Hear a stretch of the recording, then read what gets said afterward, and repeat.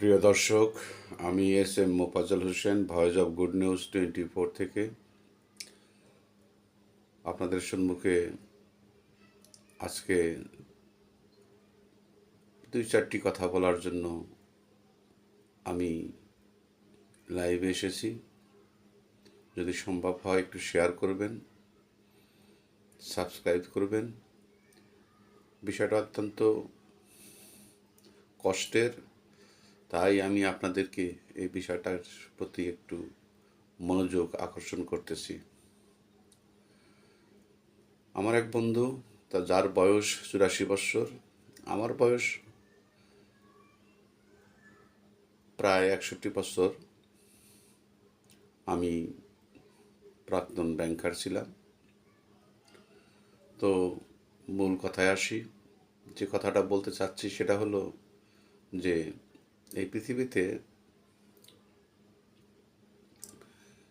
যাদের বাবা মা নেই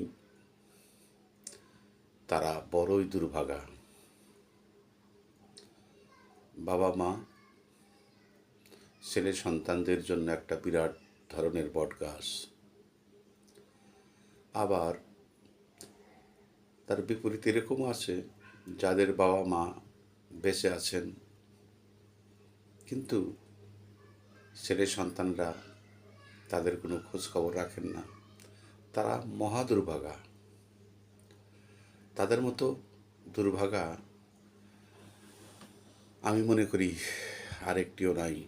আমি যে মানুষটির কথা এখানে উল্লেখ করতে যাচ্ছি, ওনার নামটা আমি বলবো না, তবে উনি বীর মুক্তিযোদ্ধা।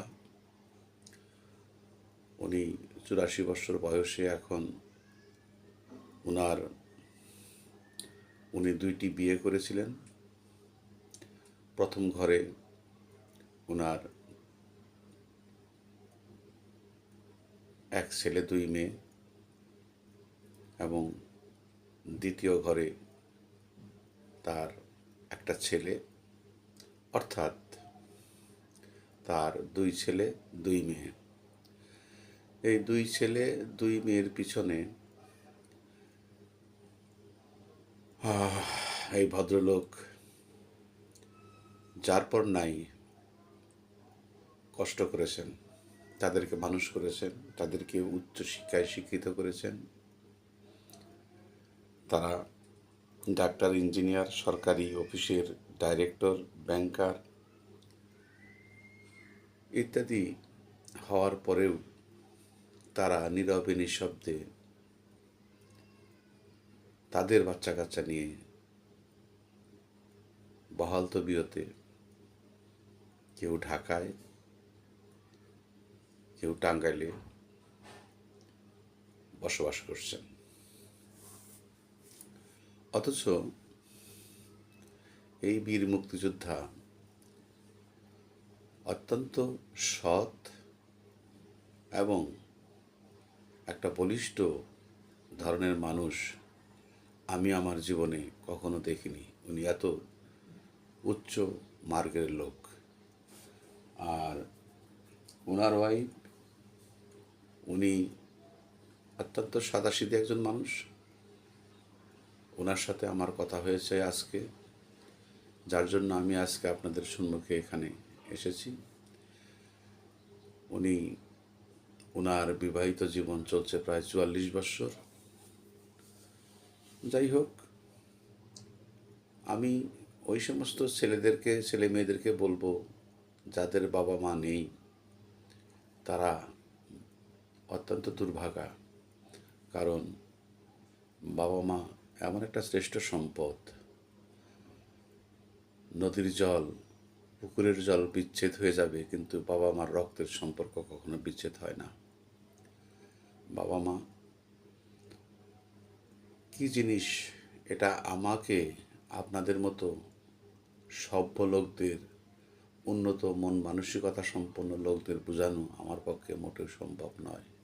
কিন্তু যদি বাবা মা থেকেও যে সন্তানেরা তার পিতামাতাকে খবর না রাখেন, অবহেলায় তুচ্ছ তাচ্ছিল্যভাবে দূরে সরিয়ে রাখেন। মনে রাখবেন, এই পৃথিবী চিরকালের জন্য নয়, কারোর জন্যই নয়। এই পৃথিবীতে আমরা ক্ষণিকের বাসিন্দা হয়ে এসেছি।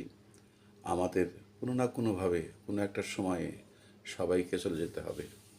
কিন্তু আমাদের জীবনের যে কষ্ট, দৈন্যতা, আমাদের জীবনের যে আশা আকাঙ্ক্ষা, সব কিছুই এই পৃথিবীর এই মাটিতে পড়ে থাকবে। আজকে আমি শুধু আপনাদেরকে, আমি তার নাম প্রকাশ করতেছি না শুধু গোপনীয়তার কারণে। আমি তাকে অত্যন্ত শ্রদ্ধা করি এবং ভালোবাসি। তার সাথে আমাদের বঙ্গবীর আব্দুল কাদের সিদ্দিকী সাহেবের সাথেও তার নিবিড় সম্পর্ক, বীর মুক্তিযোদ্ধা, বীর প্রতীক ফজলুর রহমান সাহেবের সাথেও খুব গভীর সম্পর্ক। দুঃখের কিছু কিছু কথাবার্তা উনি আমার কাছেও শেয়ার করেন। তো উনি এখন বর্তমানে, ওনারা দুইজন, বুড়া এবং বুড়ি, ওনারা দুইজন বর্তমানে এখন একটা হোটেলে অবস্থান করতেছেন। সন্তানরা,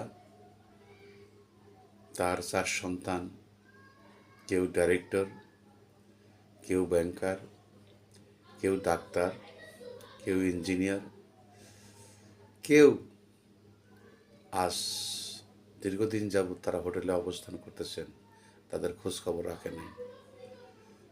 একটা ফোন দিয়ে তাদের শারীরিক অবস্থা জিজ্ঞাসা করবেন, এ ধরনের মন মানসিকতা তাদের ভিতরে সৃষ্টি হয়নি।